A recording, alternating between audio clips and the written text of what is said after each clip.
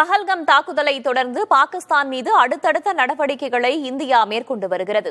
தண்ணீர், உணவு போன்றவை நிறுத்தப்பட்டிருப்பதால் பாகிஸ்தானின் நிலை கேள்விக்குறியாகி உள்ளது.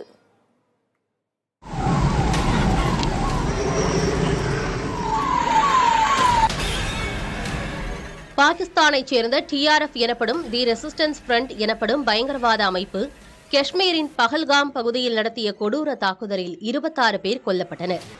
நாடு முழுவதும் கடும் அதிர்வலைகளை ஏற்படுத்திய இந்த விவகாரம் தொடர்பாக ஆலோசனை மேற்கொண்ட மத்திய அரசு இந்தியாவில் இருக்கும் பாகிஸ்தானியர்கள் உடனடியாக வெளியேற உத்தரவிட்டது.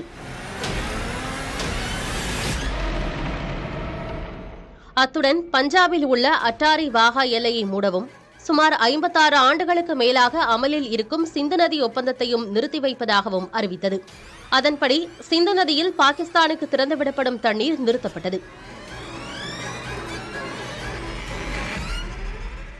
பாகிஸ்தானில் உள்ள இந்திய தூதரக அதிகாரிகள் சிலர் திரும்ப பெறப்பட்டுள்ள நிலையில் முப்படைகளையும் தயார் நிலையில் வைத்திருக்க மத்திய பாதுகாப்பு அமைச்சகம் முடிவு செய்துள்ளது.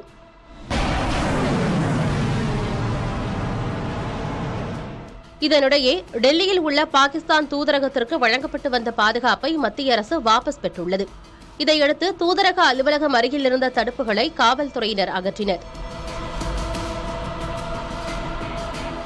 பாகிஸ்தான் தூதரக அலுவலகத்திற்குள் பணியாளர் ஒருவர் கேக் கொண்டு சென்ற நிலையில் பஹல்காம் தாக்குதலை கொண்டாடவே அதை வாங்கினார்கள் என கூறப்பட்டது. மத்திய அரசின் கோரிக்கையை ஏற்று பாகிஸ்தான் அரசின் எக்ஸ் தள பக்கமும் இந்தியாவில் முடக்கப்பட்டுள்ளது.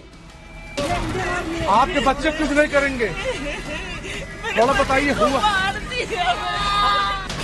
பஹல்காம் தாக்குதலை தொடர்ந்து தண்ணீர், உணவுப் பொருட்கள் நிறுத்தப்பட்டுள்ளதால் ஏற்கனவே கடும் பொருளாதார சிக்கலில் இருக்கும் பாகிஸ்தானுக்கு இந்தியாவின் நடவடிக்கை மேலும் நெருக்கடியை ஏற்படுத்தியுள்ளது.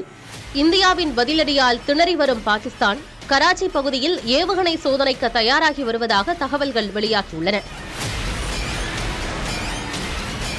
பஹல்காம் தாக்குதலை தொடர்ந்து பாகிஸ்தான் ராணுவம் மற்றும் உளவுத்துறை அதிகாரிகள் ஒன்று கூடி அடுத்த கட்ட நடவடிக்கை குறித்து ஆலோசித்ததாகவும் கூறப்படுகிறது.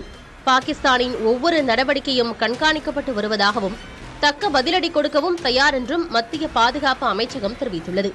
இந்நிலையில் பாதுகாப்பை பலப்படுத்தும் வகையில் INS சூரத் போர்க்கப்பலில் இருந்து கடல்சார் இலக்குகளை குறிவைத்து தாக்கும் ஏவுகணை சோதனையை இந்திய கடற்படை வெற்றிகரமாக மேற்கொண்டது.